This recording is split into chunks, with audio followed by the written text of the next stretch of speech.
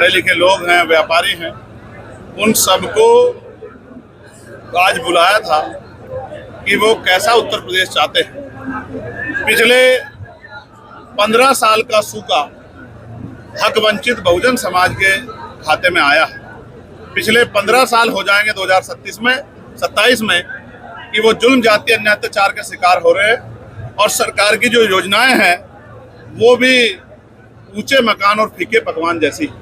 इसलिए हक वंचित समाज में भाईचारा बना के और बूथ सेक्टर संगठन को जो है विधानसभा के संगठन को मजबूत करके आजाद समाज पार्टी 2027 के चुनाव को मजबूती से लड़ेगी और जो त्रिस्तरीय पंचायत चुनाव हैं उनको भी बहुत मजबूती से लड़ेगी। उसी की तैयारी के लिए मंडल वाइज ये समीक्षाएं और प्रभु सम्मेलन चल रहे हैं। इसके बाद भी पदाधिकारियों का अलग से कार्यक्रम है जिसमें उनको गाइडलाइन दी जाए किस तरह से उनको अगले 2 महीने काम करना है। फिर समीक्षा करके जो भाईचारा कमेटियां 12 जातियों का भाईचारा संगठन हमने बनाया है उसको किस तरह दुरुस्त करना है और वोट तैयार करनी है और वोट के जरिए इस हक वंचित समाज को शासक बनाना है, इसकी तैयारी हम लोग कर रहे हैं। सर, बसपा में कौन सी कमी रह गई थी कि आप उसको पूरा करना चाहते हैं? पिछले 15 साल का जो सूखा हुआ है उन्हीं की वजह से है।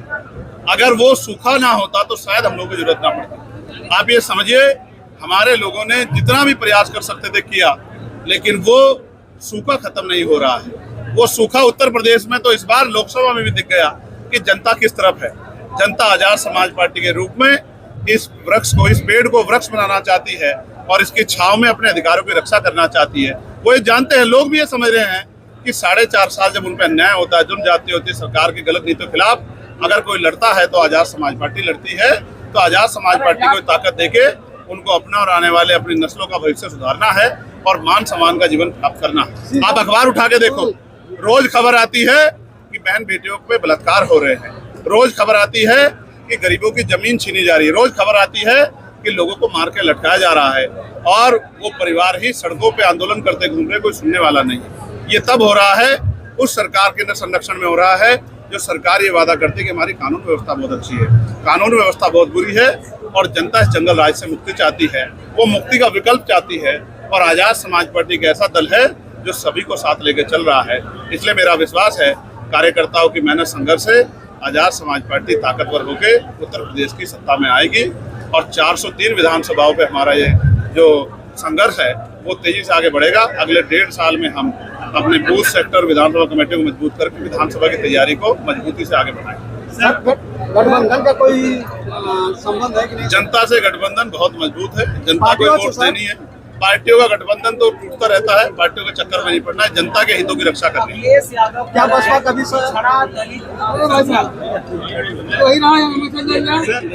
अभी जिला पंचायत का त्रिस्तरीय चुनाव हुआ, उसके बाद फिर 2027 में चुनाव आएगा उत्तर प्रदेश का। इस चुनाव को आजाद समाज पार्टी कैसे लड़ने जा रही है? देखिए, आजाद समाज पार्टी लोगों के बीच में पहुंच रही है। एक तरफ वो दल हैं जो पैसों के आधार पर आगे बढ़ रहे हैं, दूसरी तरफ मेहनत करने वाले दल हैं जो जनता के मुद्दों को लेकर आगे बढ़ रहे हैं। आज शिक्षा के नाम पे बाजारीकरण उत्तर प्रदेश में हो रहा है, नहीं हो रहा है। प्राइवेट स्कूल किस तरह से लोगों की खाल खींच रहे हैं। हर साल नया सिलेबस देते हैं, सिलेबस के लिए दुकान बताते हैं कि वहीं से किताबें मिलेगी, फीस अपने आप तय करते हैं। गरीब अभिभावक परेशान है, सरकार ने कोई सुध नहीं। अस्पतालों में किस तरह की चोर बाजारी हो रही है, गरीबों की जेब काटी जा रही है, ये भी किसी से छिपाव नहीं है। थानों से लेकर सरकारी दफ्तरों में रोज अधिकारी कर्मचारी पकड़े जा रहे हैं रिश्वत लेते हुए। जनता सड़कों पे आने को मजबूर है, सुसाइड कर रही है। किसान परेशान है, समय पे डीपी नहीं मिलता, समय पे जो है यूरिया नहीं मिलता और उसके दाम भी सरकार तय कर रही है और उसका जो संख्या है उसमें भी कटौती कर रही है। चारों तरफ से बुरा हाल है। महंगाई एक मुद्दा है, भ्रष्टाचार एक मुद्दा है, क्या गठबंधन भी एक मुद्दा रहेगा चुनाव में? जनता से गठबंधन हो जाए तो जनता बड़ी समझदार है। अखिलेश यादव के साथ आपकी फोटो वीडियो बहुत वायरल हो रही है, क्या लगता है कुछ संभावनाएं बन रही है? मैं ये समझता हूँ कि आपका भी ध्यान जनता के मुद्दों पर कम है। मुझे अच्छा लगता अगर आप सरकार की नाकामी से जुड़े सवाल पूछते, मैं उन पर आपको बताता कि सरकार क्या करना चाहिए था। आप ये मुझे बताओ। अंतर्राष्ट्रीय स्तर पे बात करते हैं, क्या पहलगांव हमले के बाद, ऑपरेशन सिंदूर के बाद जब सीज फायर हो गई तो क्या लगातार हमारे सेना के जवानों की जान नहीं जा रही है, कि शहादत नहीं हो रही है?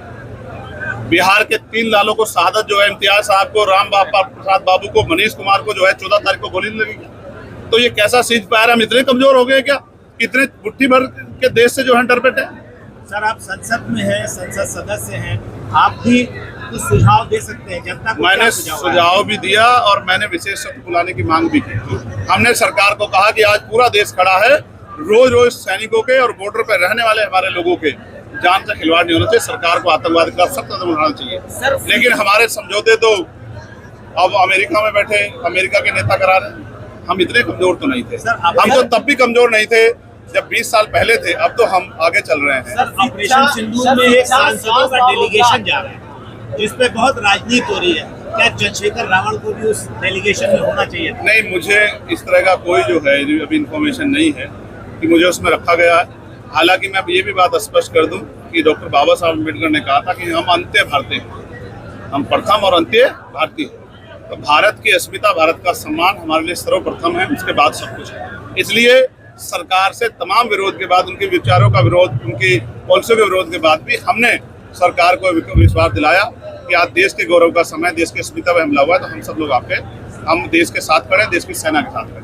सर एक सेना को लेकर जो जाति और धर्म के मामले भारी हो गए, मैं इससे सहमत नहीं हूँ। सेना की कोई जाति नहीं होती, सेना का कोई धर्म नहीं होता।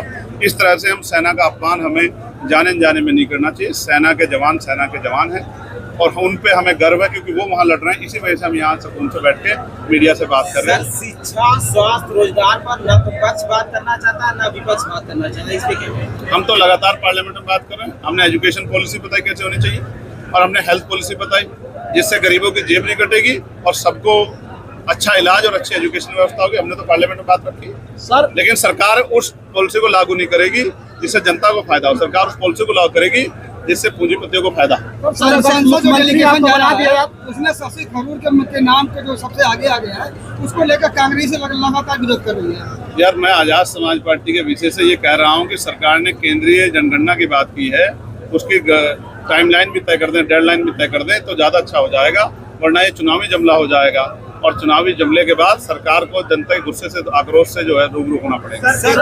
बीजेपी सरकार जिला त्रिस्तरीय पंचायत चुनाव और जो विधानसभा चुनाव होगा, आजाद समाज पार्टी क्या सारी सीटों पे अपने चुनाव लड़ाएगी या? जिला पंचायत का चुनाव आजाद समाज पार्टी अपने बलबूते पे, त्रिस्तरीय पंचायत चुनाव अपने बलबूते पे लड़ेगी और बाकी के फैसले पार्टी के होंगे। लेकिन मैं आपको ये पूछना चाहता हूँ और बताना चाहता हूँ, गाजीपुर की सड़कें मैंने आज देखी। क्या आप ईमानदारी से बताइए, क्या गाजीपुर की सड़कें इस सरकार के झूठ का खुलासा करती नहीं करती? क्या हाल है गाजीपुर का? गंदगी का की क्या हाल है? पानी की व्यवस्था क्या हाल है? आप बताइए, क्या गाजीपुर की सड़कों के लिए मुख्यमंत्री जवाबदेह है या नहीं है? केंद्र की सरकार जो नेशनल हाईवे बनाती है उससे तो हम लोग सवाल वहाँ पार्लियामेंट में करते हैं, लेकिन राज्य सरकार जो है जो बड़े बड़े वादे करती पीठ ठोकती है, तो मुख्यमंत्री जवाब देगी गाजीपुर विकास से छूता क्यों है? गाजीपुर के हर 100 मीटर पे गड्ढे क्यों है? क्या गाजीपुर जिले के लोगों के आत्मसम्मान के साथ खिलवाड़ करने का अधिकार सरकार को मिला है? चंद्रशेखर जी, एक अंतिम सवाल। अभी आपका मैं सुन रहा था स्पीच, उसमें आपने कहा कि संविदा कर्मियों को आप परमानेंट नौकरी करने जाएंगे अगर आपकी सरकार आई। Yes. इस दावे में कितनी सच्चाई? इसमें पूरी सच्चाई है। जिस तरह पार्लियामेंट में मैं निजी क्षेत्रों में आरक्षण का बिल लेके आया था, वो बिल नहीं था, वो ये भी सच्चाई थी कि होना चाहिए। उसी तरह से जितने संविदा कर्मी भाई हैं जो अलग अलग डिपार्टमेंट में आज डर रहे हैं कि कल उनकी नौकरी पे खतरा पैदा हो सकता है, मैं उन सबको विश्वास दिलाता हूँ कि वो घबराए नहीं, वो सेवा कर रहे हैं, उनकी सेवा को पक्की सेवा करने का हम लोग करेंगे। अब ये बीजेपी नेताओं से आप पूछना। सर, संविधान के अनुसार बाबा साहब कह रहे थे कि शिक्षित बनो, शिक्षित बनो, संगठित हो, संघर्ष करो। तो संगठित कहाँ दो पार्टियां कहीं न कहीं लग रही है, बसपा और एक आपकी पार्टी। आप ही को लग रही है, पता नहीं क्यों, पता नहीं आप ही को क्यों लग रही है। एक आदमी घर से निकल रहा है, एक आदमी सड़कों पे खाद छान रहा है, एक आदमी के पैसे से बुलाए से लोग नहीं आ रहे, एक आदमी के यहाँ बैठने की जगह नहीं है। सर बीजेपी सर अगर सच्चाई होती तो मुख्यमंत्री सुरक्षा लेके नहीं घूम रहे होते।